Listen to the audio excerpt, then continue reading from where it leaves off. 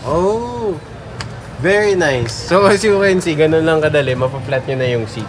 Ang galing! Ang galing! So guys, 5'9 ako, 5'10 pag nakatakong. Gago! Ito yung pinaka-legroom niya. Hindi siya masikip para sa akin. Pero nakasagad na ako sa likod. What's up mga motorista? Dito tayo ngayon sa Alabang at chichikin natin ang mga ino-offer na units ng Toyota. Dahil meron ako narinig, may bago daw. Ito ang Yaris Cross. So tara, checkin natin. So yan, nandito na tayo sa Toyota Alabang. Siyempre, hanapin natin si Marion. Si Marion ang contact person natin dito. Let's go. So kasama natin si Marion. Yan. Si Marion ang mag-tour sa atin dito sa showroom ng Toyota. So Marion, saan ba located ang Toyota Alabang? Toyota Alabang, nasa Alabang sa Pote Road siya, corner Phil Invest. Bago mag-entry ng Skyway, makikita nyo na agad Toyota Alabang.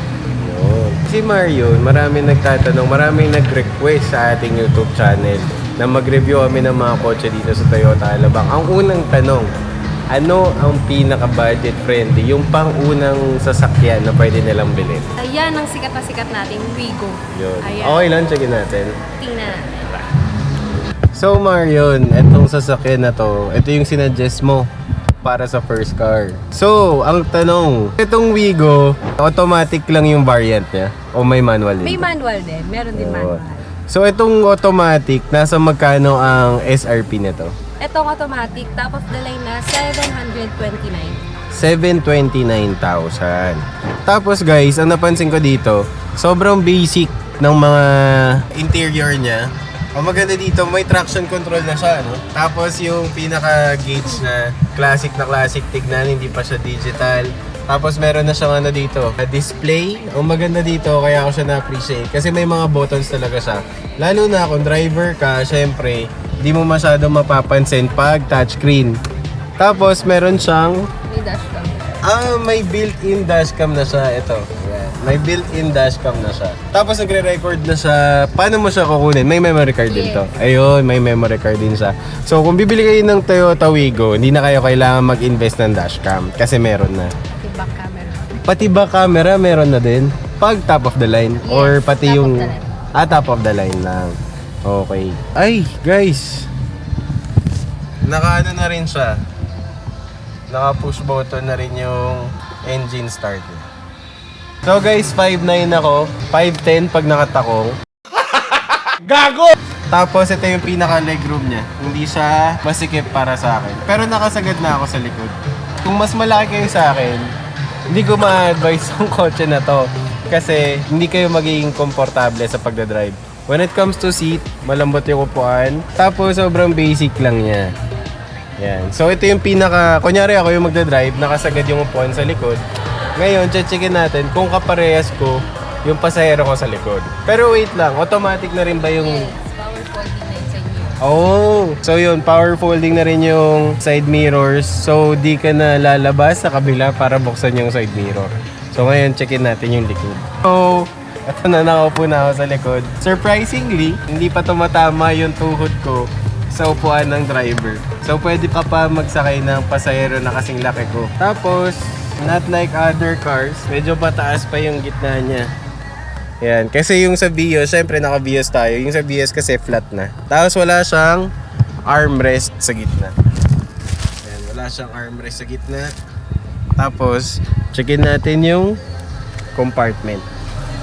Bago dito sa Wigo na to, pwede mo na siya open from the back. Dati kasi hindi siya Okay. So yun yung difference niya. Oo. Maliban sa exterior. So yung Wigo before, walang... Hindi mo siya ma-open dito. Okay. So ganito kalaki yung pinaka-compartment niya guys. Detachable siya. Para kung gusto mong mas malaki yung malagay mo, pwede mo siyang tanggalin. Kung gusto mo naman na cover yung compartment mo, ilalagay mo lang siya. Tapos syempre, yung pinaka-tire niya, extra tire niya, andito, napakalaki ng Donut. donut. Donut yung turn niya sa inyo. Oh, Pag hindi... donut. So mga naghahanap ng first car, yan, advisable tong Wigo. Again, magkano ang SRP nito, Mario? 729 pesos.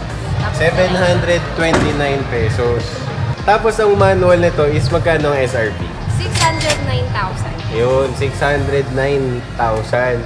So yan, mataas lang konti sa 500,000. Pwede ka na makapag-uwi ng bagong Toyota Wigo. Ngayon, masyadong maliit to para sa akin.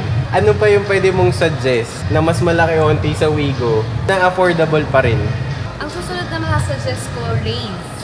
Raze. Tara, checkin natin yung Raze. So ito yung Toyota Raze. Ito yung nasuggest mo after ng Wigo.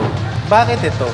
Bakit ito yung masasuggest mo na pwede rin sa mga gustong makakuha ng first car? Compact car kasi siya, tsaka sobrang tipid niya sa gas. 1.2 lang yung displacement niya.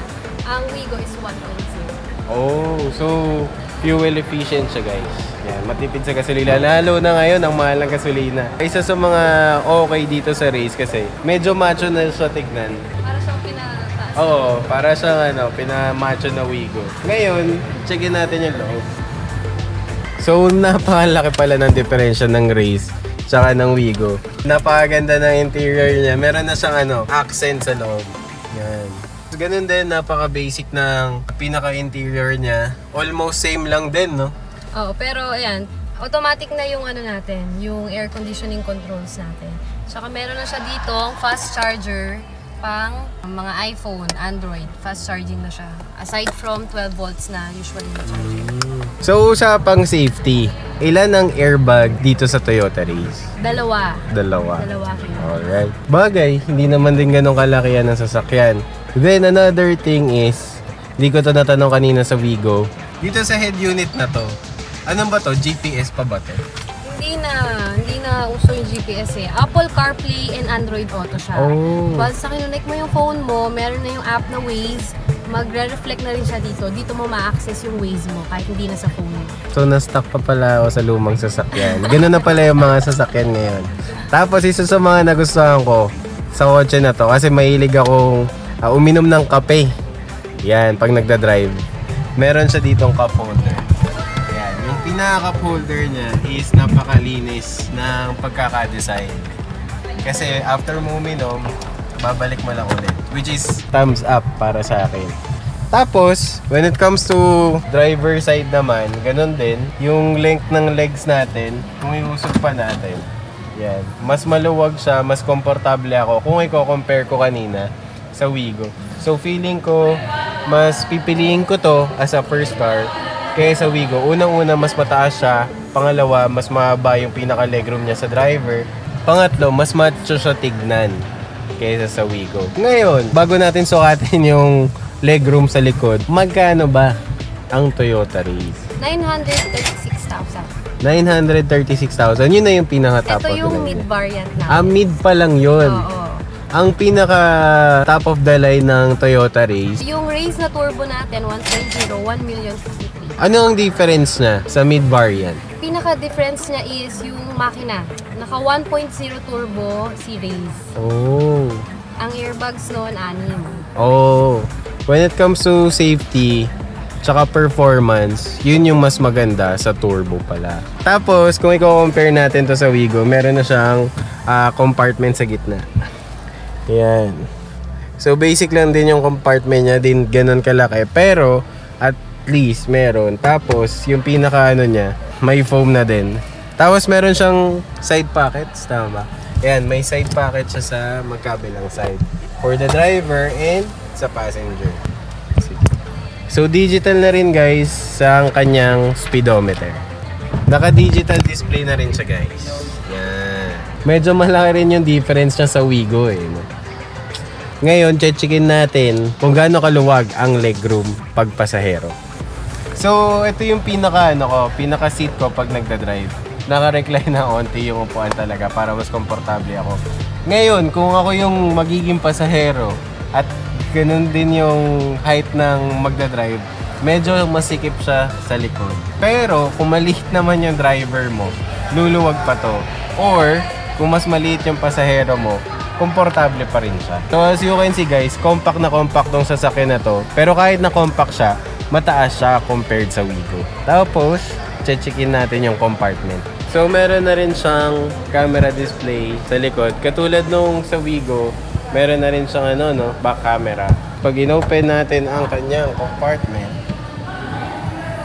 Yan, mas malaki yung compartment niya. Tapos detachable din to. Oo, tapos to, naka-fold din to talaga ng flat doon para may mailalagay ka na mas malaki. Itong Oh. seats na to. For the weight. Oh. Very nice. So as you can see, ganun lang kadali, mapa-flat nyo na yung seat. Ang galing! Ang galing! And hindi tulad sa mga unang nilabas na kotse before, ang daming inihila para maitumba yung seat. Not like this one. Isang cool lang dito, ma-flat mo na siya pag ganun. Para makapaglagay ka ng mas maraming gamit sa compartment. Tapos syempre, ganun pa din. Andito yung nakamax na ang ano niya, extra tire niya. Hindi na siya donut. Tapos, napansin ko dito sa likod, guys. Parang meron na siyang built-in na mini spoiler. Yan, medyo formado na rin tong unit.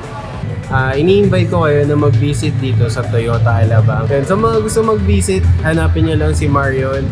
Marion, paano ka ba nila makakontakt?